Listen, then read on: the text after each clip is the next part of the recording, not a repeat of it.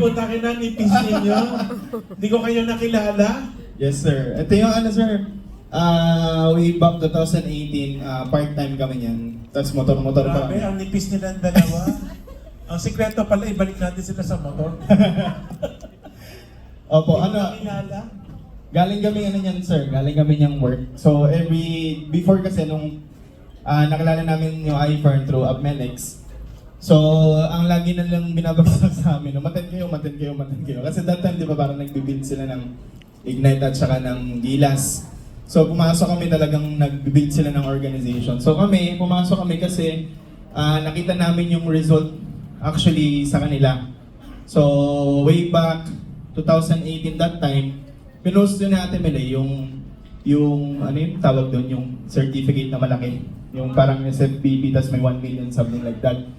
So, pero hindi na din po ako, no? Hindi na ako bago pag nakita ko when it comes to networking kasi sila Prince, sila Jelly, nakikita ko na dati sa GFI kasi sinasama ako dati nila Melanie at Alex, parang college nun, no? College days. Pero wala akong pakialam sa networking that time kasi dependent, tapos ang nakikita ko nun parang kanya-kanya sila ng kanya-kanyang grupo, hindi katulad dun sa iFern na Healthy Crosslining. Doon pagalingan ng team. So parang hindi ko na absorb agad yung culture din. And then also the fact na yung mother ko kasi hindi yumaman sa network, yung mother namin ni ate. So nagdagdag factor siya na medyo negative ako nung nag-start nung nakita ko yung MLM or networking. So, eto, nung 2016, 17, 18, sila Melex kasi nag-iFern na. Pero, hindi pa kami sumabay kasi andun yung negative pa kami sa MLM. Hindi sa iFern particularly, sa industry. So, nung 2016, 2017, May 26. Actually, na-registered mo ako niyan, ate na. Na-registered lang ako niyan, pero hindi pa po kami gumagalaw. Gumalaw kami 2018, part-time pa lang kami. Ayun. Ito. So, 17, July, August. Ito ata yung nabibigyan niya kami ng downlines, left and right before.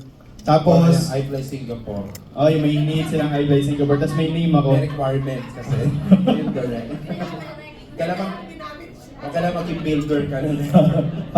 Tapos may nare-receive akong cheque na paano yun, yung ina-encash siya na sa name ko. Tapos ang ginagawa ni ate half-half. Kasi wala naman akong ginawa that time. Pero yun pala isa sa mga strategy. Ewan ko kung naging strategy niya yun para maging open ako sa MLM. Pero malaking impact siya sa akin nung time na nakaka-receive ako ng cheque. Sabi ko, ay wala akong ginagawa, tapos kumikita ako. Something like that. Tapos, eto yan. 2018, yan. Ito May, wala pa ako niyan. June, actually parang nag-start kami nito. Lahat yan spill na. So, mga October yata kami po. 2019 kayo, sabay-sabay kayo nila D. Hindi yun yung story. October, pumasok na kami sa iFern. Is that you? Hindi, October, pumasok na kami sa iFern noon. Part-time yung ma-attend na kami. Tapos sabi, sige attend ARB, sige attend kami NDO. So ganun lang. Lagi ganun. So attend naman kami after work, after office, nakamotor, dire-diretso. Tapos, nag-active talaga kami noong 2019. Nag-active na kami noong October. Pero pagdating nung 2019, January or February yata, doon ako nag-full time kasi 2019. So I remember that time, pumasok din sila Carlo at si Ate D. Tapos naalala ko, sabi ni ate, Jack, huwag kang magsiselos ha. Unahin ko muna sila. So, pero hindi ko yung tinake. Hindi ko yung tinake as, tawag niya to, negative. Actually, happy ako kasi idol ko sila eh. Start kay ate, start kay Ate D at saka kay Carlo. So, parang nagkaroon ako ng lakas na loob. Nakasama sila. Kumbaga, hindi lang kami. Kasi, noong etong mga time na to, October, tinan nyo, walang income. So, kumbaga, sulpot-sulpot lang kami nito, part-time lang. So, nagkaroon ako ng lakas sa loob kasi buong family kami na nag-iFern. And then, so kaka-attend po ng event. I remember sa Mega Mall, Mega Trade Hall. Yan, Mega Trade Hall. Dati nakikita ko na si Abken, si Abray pumupunta sa bahay, pero wala lang. parang, ewan ko kung umiinom sila ng sasakyan that time. Nangingiram ng sasakyan sila before. Tapos, akala ko pumapasyal lang. Yun pala, nag-grind na sila noon. So, ano pa yun? Employee pa ako noon. Tapos, umatenda ako ng Mega Trail Hall dun sa Mega Mall. Tapos doon ako nag-start, nagkaroon ng fire. Kasi narinig ko that time si Peanut Butter, naalala niyo sino kanya? Si Christine Olmedo at saka si Upken that time. Tapos nakita ko, so doon ko na-realize, very important pala talaga nadadala sa event yung mga tao. Kasi pwedeng sa kwento, hindi sila maniniwala eh. Pero pag nadala mo sa event, doon sila nagkakaroon ng pag-asa. Kasi nakita ko si Upken, umiyak ka pa ata nung that time ka, Upken, no? So umiyak ako that time sa si Olmedo. Tapos sabi ko, kung ito nga sila, kinaya yung iFern, ibig sabihin ako din, kaya ko din.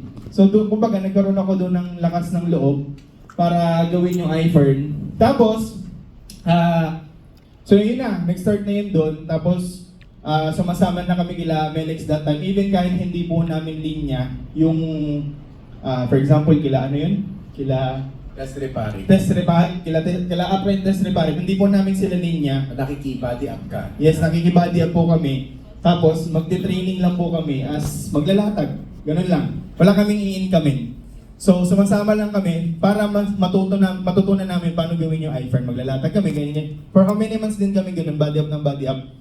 Kasi yun yung tinuro nila sa amin. Tapos, February 2019, yan yung nag-start ako mag full time. Kasi, tinake ko din yung sinabi ni ate kanina na yung employment nandyan lang siya.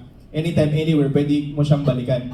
Pero yung opportunity na yumaman, once in a lifetime lang. So 2019, wala pa kami talagang totally left and right grupo. So lakas loob, nag full time ako muna. Si Ayin kasi syempre, pinag-ano ko muna, pinag-part time ko muna. So May pa siya nag full time. Ako 2019 Feb.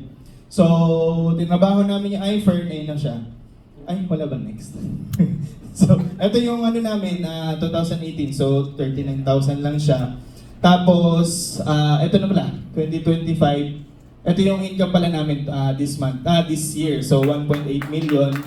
Pero, kumbaga, itong result na to kasi, galing sa mga experiences namin sa labas. Diba? Yung sa mga grind, sa rejection, sa puyatan. Diba? Dati, naalala ko, pupunta kami ng province, page pa to galing, di ba hindi namin kilala, may dala kaming package, tapos nagbabas lang kami that time. So, ganun grabe ka na, tapos pag-uwi, walang pay-in. So, yun yung mga experiences before na, kumbaga, thankful kami, grateful kami kasi na-experience namin yung talagang, yung pag-build talaga, alam mo yun, yung talagang grinding talaga, yung from scratch talaga. Kaya anytime na may dumadating sa aming challenge, hindi ka agad kami natitibag.